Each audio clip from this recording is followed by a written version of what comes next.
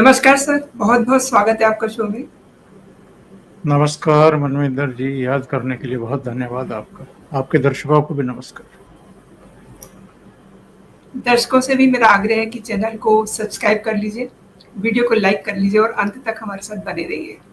तो सर, उत्तर प्रदेश में जो चोरी और सीना चोरी चल रही थी, योगी जी ने उसकी हवा निकाल दी है और योगी जी ने ठान ली है, कानून का ही राज चलेगा। जैसा कि हम देख रहे हैं, बरेली में 26 सितंबर को नमाज के बाद जो बवाल हुआ, उसके बाद से लगातार प्रशासनिक कार्रवाई चल रही है और अब तौकीर रज़ा के करीबी और जो हिंसा के जो दूसरे आरोपी थे लाइक डॉक्टर नफीस, उन पे बड़ा एक्शन हो गया है। तो सर, दंगे तो हमने आपने बहुत देखे हैं, लेकिन सीएम का ऐसा रौद्र रूप, क्या कहेंगे इसे? क्योंकि बुलडोजर तो कहीं थमता हुआ नजर नहीं आ रहा।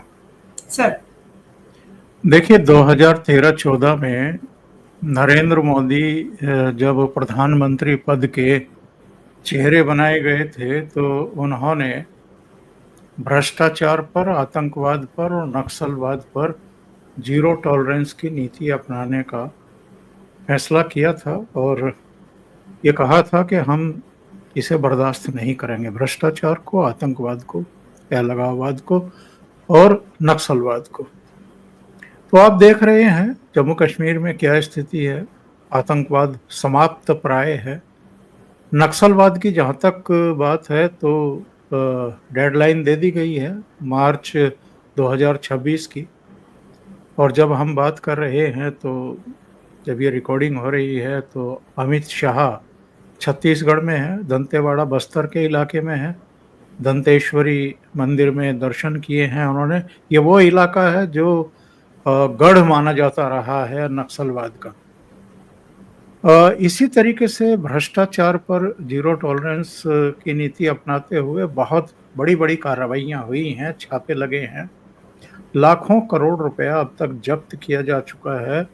कई सिटिंग मुख्यमंत्री और पूर्व मुख्यमंत्री और मंत्री और एमएलए और सांसद और दूसरे क्षेत्रों के लोग जेल जा चुके हैं, हमने आपने देखे हैं, देश ने देखे हैं। योगी आदित्यनाथ वैसे तो 5 बार के सांसद हैं। जो गोरक्ष पीठ है गोरखपुर की, उसके पीठाधीश्वर भी हैं और 2017 में उनको मुख्यमंत्री बनाने का फैसला हुआ। तो उन्होंने अभी मैं कुछ आंकड़े देख रहा था, वो शायद दर्शकों के लिए भी यूजफुल होंगे। आंकड़े बड़े चौंकाने वाले हैं। उत्तर प्रदेश जैसा राज्य जहां पर इतनी बड़ी संख्या में, इतने बड़े पैमाने पर दंगे हुआ करते थे, वहां के एक चैनल दिखा रहा था बिहार में जो सांप्रदायिक और धार्मिक दंगे हुए हैं वो हैं 107, उड़ीसा में है 44, महाराष्ट्र में है 27, झारखंड में 19, कर्नाटक में 18, मध्य प्रदेश में 18, हरियाणा में 11, दिल्ली में 7, तमिलनाडु में 6, गुजरात में 5, राजस्थान में 1, उत्तर प्रदेश में 0, एक भी दंगा नहीं। तो ये योगी आदित्यनाथ का ही करिश्मा है और वो कर्फ्यू भी नहीं लगने देते हैं कहीं। कोई अगर दंगा फसाद करता है और ये चाहता है कि जरा 10-20 दिन के लिए कर्फ्यू लग जाए, दंगा लिंगारोन किया जाए, पॉलिटिकल पार्टियां भी चाहती हैं कि ध्रुवीकरण हो जाए ताकि इसका फायदा हमें मिल जाए और हम जो मुस्लिम समुदाय है, जो अल्पसंख्यक है, उनको डरा सके कि भाई आपको बीजेपी से बड़ा खतरा है। तो वैसा भी नहीं है। जो एक्चुअल में पत्थरबाजी करते हैं, जो आगजनी करने की कोशिश करते हैं, जो तोड़फोड़ करने की कोशिश करते हैं, जो पुलिस और सुरक्षा बलों से टकराने की कोशिश करते हैं, उन्हीं को उठाया जाता है, उन्हीं को बंद किया जाता है और फिर उनकी जो संपत्तियां हैं जरा देखी जाती हैं कि वैध हैं या अवैध हैं। अवैध हैं तो फिर उनको भी गिरा करके उनको सबक सिखाया जाता है और दूसरों को संदेश दे दिया जाता है कि आप भी अगर समाज विरोधी और राष्ट्र विरोधी इस तरह की गतिविधियों में संलिप्त हुए तो आपका भी, आपके घर का भी यही हश्र होगा। बहुत सीधा सा फंडा है योगी आदित्यनाथ का।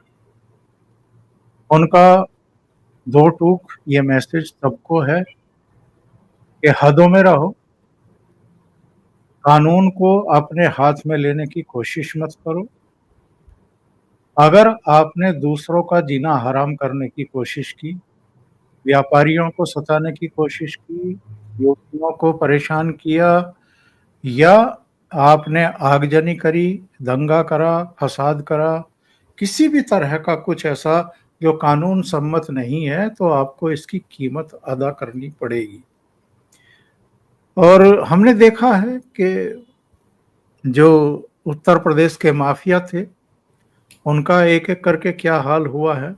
जिनकी कभी दहशत हुआ करती थी, जिनके कुत्तों से भी नेता हाथ मिलाया करते थे जाकर के, ऐसे लोगों का भी क्या उन्होंने भूस भरा है, और वो अब इस दुनिया में नहीं है, वो रुखसत हो चुके हैं। इसी योगी काल में ही रुखसत हुए हैं। और कई माफिया तो सरकार का हिस्सा भी रहे। उनकी जो स्थितियां थी वो सबको पता है, पॉलिटिकल पार्टियों के नेताओं की भी और माफियाओं की भी। एक दहशत का आलम हुआ करता था। एक कार्यक्रम में मैंने उल्लेख किया कि मेरठ में हमने एक-एक, डेढ़-डेढ़ महीना दंगे होते देखे हैं। जी, बिल्कुल। और इतने भीषण दंगे थे कि कई-कई मंत्री लखनऊ से आकर के मेरठ में डेरे डाले पड़े रहते थे। दंगे रुकने का नाम नहीं लेते थे। तो आज तो 24 घंटे भी उपद्रव या अराजकता या किसी तरह का टकराव जो है वो एग्जिस्ट नहीं रहता है, खत्म हो जाता है। और उसके बाद ना तो कर्फ्यू, ना कोई सेना को तलब किया जाता है, ना हाँ, अतिरिक्त फोर्स लगा करके ज़रूर उन इलाकों में जहाँ दंगाई या उपद्रवी छुपे होते हैं, उनको निकाला जाता है, फिर उनकी सेवा की जाती है, प्रसाद बाँटा जाता है, और उसके बाद फिर उनके घरों पर बुलडोज़र चलते हैं। ये एक एसओपी है, एक प्रक्रिया अपना ली गई है। अच्छा, एक और बात मैं कहूँगा कि योगी आदित्यनाथ को भले ही वो पहली बार 2017 में मुख्यमंत्री बने और 2022 में दूसरी बार मुख्यमंत्री बने, लेकिन उनको इतना अनुभव हो गया है, इतनी बारीकियां वो अब तक जान और समझ चुके हैं कि वो कहीं किसी की, उनके किसी अफसर की गर्दन कहीं फंसे, ऐसा कोई काम करते ही नहीं है। पूरे प्रदेश में, हर जिले में, हर शहर में, हर कस्बे में, यहाँ तक के गांव में, उनके हर पुलिस स्टेशन को ये पता है कि कौन-कौन से दंगा करने के स्वाभाविक चेहरे हैं, या जिनका कोई आपराधिक रिकॉर्ड रहा है, या सांप्रदायिक विद्वेष फैलाने में जिनकी कोई भूमिका रही, जिनका कोई बयान आया है। ऐसे सब लोगों को ऑलरेडी नोटिस इशू किए जा चुके हैं। ऐसे लोगों की शिनाख्त हो चुकी, पहचान हो चुकी, नोटिस इशू किए जा चुके, उनके घरों की भी पहचान कर ली गई, उनके दुकानों की, उनके प्रतिष्ठानों की भी, कि उनमें क्या लीगल है, क्या इल्लीगल है। यानी आगे भी जाकर के साल 6 महीने में, 2 साल में, 10 साल में अगर वो कोई गुस्ताखी करेंगे, अगर कहीं दंगा फसाद करते हुए या लोगों को भड़काते उकसाते हुए पाए जाएंगे, तो नोटिस तो ऑलरेडी इशू हैं उनको पहले से ही। तो कोई अदालत ये नहीं कह सकती कि भाई आपने जो तय प्रक्रिया है, यानी नोटिस इशू करने की, वो पूरी नहीं की है, क्योंकि योगी सरकार तो वो पहले ही कर चुकी है। तो बस उस समय अगर वो सेवा का अवसर दें सरकार को, प्रशासन को, पुलिस को, तो उनकी सेवा तुरंत की जाती है। और यही वजह है, चूंकि बहुत बड़े पैमाने पर लोगों को नोटिस इश्यू हो चुके हैं, सबको पता है कि गर्दन तुरंत फंसेगी। तो वो एक नारा है ना कि तन सर से जुदा, सर तन से जुदा। तो ऐसी उसी अंदाज में जो है आजकल एक दूसरी पैरोडी चल रही है कि छत सिर से जुदा। बिल्कुल सही एकदम। मकान की छत जो है वो उड़ जाती है, पता भी नहीं चलता। जब तक जी, वो थाने बुलाया जाता है, उसकी सेवा की जाती है और घर लौटता है, तो तब तक पता लगता है कि घर भी जा चुका है। तो जी। ये जो एक कहना चाहिए कि जो योगी मॉडल है, अब ये हर जगह अपनाया जा रहा है। मैं ये बात किस लिए कह रहा हूँ, 2023 जनवरी से लेकर के और अब हम अक्टूबर 2025 में आ गए हैं। जनवरी 2023 से अक्टूबर 2025 के बीच में इस देश में जहां-जहां नक्सल प्रभावित इलाके थे, 450 नक्सली ढेर किए जा चुके हैं। यानी जो मॉडल योगी जी ने अपनाया उत्तर प्रदेश में कानून व्यवस्था को लागू करने का, वही ऊपर अमित शाह ने अपना लिया है। वो चाहे आतंकवाद हो, आतंकवादी हों, आतंकवादियों के सरगना हों, नक्सलवादी हों, उनके सरगना हों, उन सब पर वही चीज़ें अप्लाई की जा रही हैं और कई प्रदेशों में अब बुलडोज़र दिखाई देते हैं।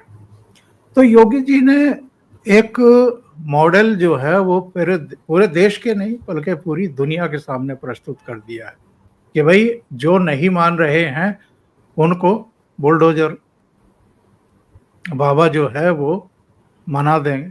तो वही चल रहा है उत्तर प्रदेश में, कुछ नया बिल्कुल भी नहीं चल रहा है और इसी को आगे बढ़ाया जा रहा है। जी। लेकिन सर, मोदी और योगी विरोधी हिंसा के खिलाफ जो कार्रवाई हो रही है, उसे गलत बता रहे हैं। अब डेंटिंग, पेंटिंग जो शब्द हैं, जो योगी जी ने कहे थे, वो उन्हें चुभ क्यों रहे हैं? और ये जो सपा के 14 लोग हैं, ये डेलीगेशन क्या करने जा रहा था? आई मीन इन्हें कौन सी रिपोर्ट अखिलेश यादव को सौंपनी थी सर? देखिए बात ऐसी है कि जो लोग अ, उस चक्की का पिसा हुआ आटा खाते थे, जी, जिसके पार्ट वार्ट सब जो है वो उठा करके योगी जी फेंक रहे हैं और जिसमें एक्चुअल में आटा नहीं निकलता था, कुछ और ही निकलता था और जिसमें बहुत गरीब गुरबा और कुछ ऐसे लोग पीसे जाते थे, जिनके साथ अन्याय होता रहा है, तो वो तो रोएंगे, ये चिल्लाएंगे। जिनकी रोजी रोटी जा रही है, जिनकी राजनीति खत्म हो रही है, जो वो दहशत की खेती करते थे वो खत्म हो रही है, ये लोग एक्सपोज हो रहे हैं। आपने सही सवाल किया है कि ये लोग किस लिए जा रहे थे? कोई दंगा हुआ था क्या? कोई फसाद हुआ था क्या? किसी पर किसी तरह की कोई जोर जुल्म ज्यादती हुई है क्या? अपराधियों के खिलाफ कार्रवाई हो रही है और ये तौकीर रजा कोई दूध का धुला हुआ तो है नहीं। बिल्कुल। इसके जिस तरह के जहरीले बयान आए हैं और इसके साथियों के भी, वो डॉक्टर नफीस जो ये कैमरों पर कहते हुए पकड़ा गया कि मैं पुलिस वालों के हाथ काट दूंगा, तो उनके खिलाफ कार्रवाई चल रही है, कुछ दूसरे लोगों के खिलाफ चल रही है। एक और श्रीमान हैं जिनके यहाँ ये तौकीर रजा जाकर के छिप गए थे या जिन्होंने उनको छिपाया था, उनके आज 3 मंजिला घर पर भी नोटिस चस्पा हो गया है। बरेली में बहुत जगहों पर नोटिस इशू किए गए हैं। 15 दिन की एक अवधि होती है और इसी तरह की कार्रवाई संभल में एक तालाब को पाट करके वहां पर मस्जिद खड़ी कर दी गई थी। एक बारात घर यहाँ भी खड़ा कर दिया गया था नफीस के द्वारा, उसको आज जमींदोज किया गया है करीब 4-5 बुलडोजर भेज करके। और इसी तरीके से संभल में भी कार्रवाई हुई है। ये लोग हाई कोर्ट में भी पहुंचे थे, हाई कोर्ट ने भी स्टे देने से मना कर दिया, क्योंकि अगर योगी सरकार नोटिस इशू करने में, सरकारी कार्रवाई करने में, कानून के तहत कार्रवाई करने में पूरी तरीके से सारी प्रक्रियाओं का पालन कर रही है, तो फिर कोई कोर्ट भी स्टे नहीं कर सकती है, वो भी मजबूर हो जाती है। तो जो मैंने कहा है कि साल, 1.5 साल, 2 साल, 2.5 साल पहले से ही सबकी शिनाख्त की जा चुकी है। अब आप देखिए, पूरे प्रदेश में, हर जिले में, हर कस्बे में, हर ब्लॉक में, किन किन गांव में मदरसे हैं, इसकी पूरी सूची अब योगी सरकार के पास। क्योंकि तहसीलदारों को, एसडीएम को, सबको लगा करके इसकी पैमाइश कराई गई थी। 8 महीने पूरे लग गए थे। उन 8 महीने में यहाँ तक पता है कि कितने मदरसे मान्यता प्राप्त हैं, यानी रजिस्टर्ड हैं, और कितने मान्यता प्राप्त नहीं हैं। किस मदरसे में कितने तालीम देने वाले हैं, उनमें कितने परमानेंट हैं, कितने एडहॉक हैं, कितने कभी कभी आते हैं, और उनका भी बैकग्राउंड क्या है, उनकी एजुकेशन कितनी है। अच्छा, उन मदरसों को कहाँ से फंडिंग हो रही है, इसके बारे में भी पूरी डिटेल योगी सरकार के पास है। कौन कौन से मदरसे अवैध जमीन पर बने हुए हैं, ये भी जानकारी है। और इन मदरसों में क्या पढ़ाया जाता है, कौन सा पाठ्यक्रम है, क्या सिखाया जाता है, तो वो सब जानकारी है। इसी तरीके से इनके कब्रिस्तान कितने लीगल हैं, कितने इलीगल हैं, यतीम खाने, इनकी मस्जिदें, सबका रिकॉर्ड, सारी चीजें तैयार हैं। तो जहां जहां ये सेवा का अवसर देते रहेंगे, वहां वहां इनकी सुताई होती रहेगी। तो ऐसे में जो सुताई कराना चाहते हैं, डेंटिंग पेंटिंग कराना चाहते हैं, उनको तो कोई भी नहीं रोक सकता। ना ये इकोसिस्टम वाले रोक सकते हैं, ना समाजवादी पार्टी वाले रोक सकते हैं, ना ये कांग्रेस पार्टी वाले रोक सकते हैं। ये तो वहां से इच्छा बलवती होती है एक्चुअल में उनकी तरफ से कि अब हमें प्रसाद चाहिए। तो वो लोग नमाज पढ़ते हैं, नमाज पढ़ने के बाद सड़कों पर उतरते हैं और प्रसाद ग्रहण करने का वातावरण क्रिएट करते हैं, तो फिर उनको प्रसाद मिल जाता है। तो इसमें कोई क्या कर सकता है? ये तो सबको पता है कि योगी जी के यहाँ किस तरह का प्रसाद बंटता है और क्यों बंटता है और कब बंटता है, ये भी पता है। तो फिर रोने पीटने से, चिल्लाने से और इस तरह के सवाल उठाने से कोई बात बनती नहीं है। जी सर, हमारे आदरणीय सीजेआई गवाई साहब क्या कहते हैं? वो कहते हैं कि बुलडोजर से कानून नहीं चलता। उन्होंने बुलडोजर जस्टिस की निंदा करने वाले अपने ही किसी फैसले का उन्होंने जिक्र किया। मॉरिशस में कहीं किसी कार्यक्रम में वो भाषण दे रहे थे। तो कैसे देखते हैं आप सर उनके बयान को? गवाई साहब तो काफी समय से सुप्रीम कोर्ट में काम कर रहे हैं एक जस्टिस के तौर पर। अभी कुछ समय पहले वो चीफ जस्टिस बने हैं और अभी अगले महीने रिटायर भी होने वाले हैं, नवंबर में जाने वाले हैं। उसके बाद सूर्यकांत बनेंगे। तो उनको तो पता होना चाहिए कि सुप्रीम कोर्ट योगी सरकार के जो बुलडोजर की कार्रवाइयां हैं या दूसरे कार्रवाइयां हैं, उन पर सुप्रीम कोर्ट की ही बेंच ने क्या टिप्पणियां कर रखी है, जानकारी होनी चाहिए चीफ जस्टिस ऑफ इंडिया को। सुप्रीम कोर्ट की बेंच कह चुकी है कि योगी आदित्यनाथ सरकार जो इस तरह की कार्रवाइयां कर रही है वो पूरी तरीके से कानून सम्मत है, बल्कि योगी सरकार की कार्रवाई की प्रशंसा की गई है सुप्रीम कोर्ट में।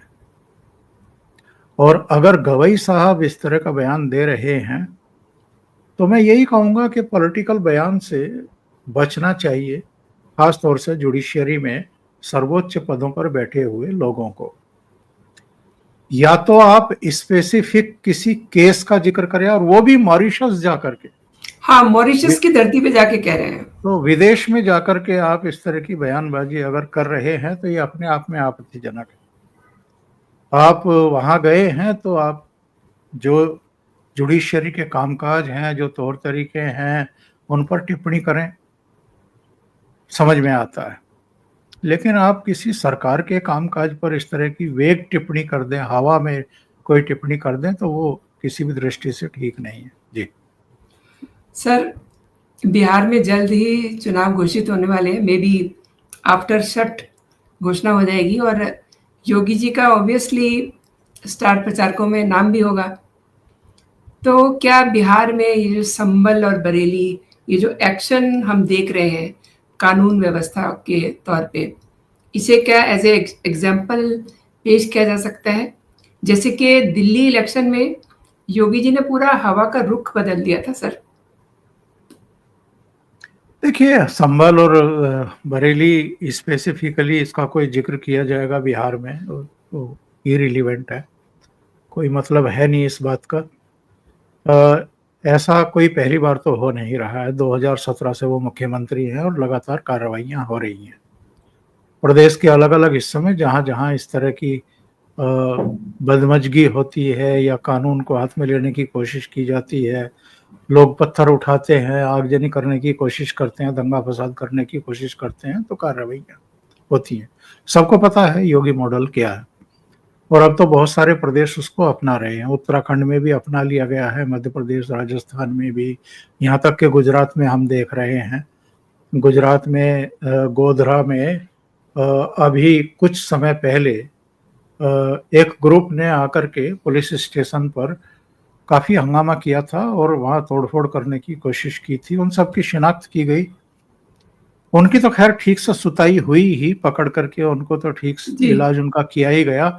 उसके बाद उनके घरों पर अभी कल या परसों करीब 34 घरों पर कार्रवाई हुई है बुलडोज़र की। इससे पहले भी हमने देखा था सोमनाथ के आस-पास के पूरे इलाके में बहुत सारी अवैध मस्जिदें और कुछ दूसरी चीज़ें जो हैं वो बना दी गई थी, तो उसकी भी साफ-सफाई की गई थी। तो बहुत बड़े पैमाने पर ये कार्रवाई चल रही है। जहाँ तक बिहार इलेक्शन का प्रश्न है तो कल 6 तारीख है और 6 तारीख के बाद 7 तारीख के बाद कभी भी चुनाव का ऐलान हो जाएगा। क्योंकि 15 नवंबर से पहले विधानसभा का गठन होना है। 15 नवंबर से पहले-पहले ये काम हो जाना है, तो उसके लिए कम से कम 28 दिन का समय तो चाहिए आपको चुनाव प्रचार के लिए, नॉमिनेशन के लिए, नामांकन वापसी के लिए, ये सारी कवायद जो है इसके लिए आपको समय चाहिए। जहाँ तक योगी जी की भूमिका का प्रश्न है, तो योगी जी की भूमिका केवल उत्तर प्रदेश तक अब सीमित रह नहीं गई है। जहाँ-जहाँ, जिन-जिन राज्यों में चुनाव होते हैं, वहाँ के कैंडिडेट ही उनकी डिमांड करते हैं। मोदी जी के बाद अगर कोई सबसे ज़्यादा जिसकी डिमांड होती है ऐसा चेहरा है तो वो योगी आदित्यनाथ है। हमने तो देखा है कि हैदराबाद जैसी जगह, जो ग्रेटर हैदराबाद म्युनिसिपल कॉर्पोरेशन है, उसका जब चुनाव हुआ था, तो योगी जी को वहाँ से बुलाया गया था। झारखंड हो, महाराष्ट्र हो, हरियाणा हो, दिल्ली हो, यहाँ तक कि जम्मू कश्मीर और इससे पहले भी उड़ीसा में भी जब राज्य के चुनाव थे और लोकसभा चुनाव में भी अलग-अलग राज्यों से उनको बुलाया गया है। तो उनका एक कद है, उनकी एक लोकप्रियता है और जहाँ-जहाँ कैंडिडेट ज़रूरत महसूस करते हैं या राज्य इकाइयाँ महसूस करती हैं, वहाँ-वहाँ योगी आदित्यनाथ जाते हैं। और लोकसभा चुनाव के दौरान भी और उसके बाद विधानसभा चुनाव के दौरान भी उन्होंने बांग्लादेश में जो क्रूरता और बर्बरता हुई थी हिंदुओं पर, उसके मद्देनज़र ये एक मूल मंत्र दिया था कि जी। बँटोगे तो कटोगे और ये बड़ा कारगर हुआ था। हरियाणा में भी देखा था हमने और महाराष्ट्र में ख़ास तौर से जब वो भाषण जी। देते थे, तो जो स्पार्किंग देखने को मिलती थी पब्लिक में, उससे पता लग रहा था कि लोगों का मूड क्या है और फिर जब रिज़ल्ट आए तो समझ में आया कि योगी जी को इतना पसंद क्यों किया जा रहा था, इतनी तालियाँ क्यों बज रही थी। क्योंकि 232 सीटें अकेले भारतीय जनता पार्टी के गठबंधन वाले गठबंधन को मिल गई थी और बाकी की सीटें 50 में तो बाकी सब सिमट गए थे।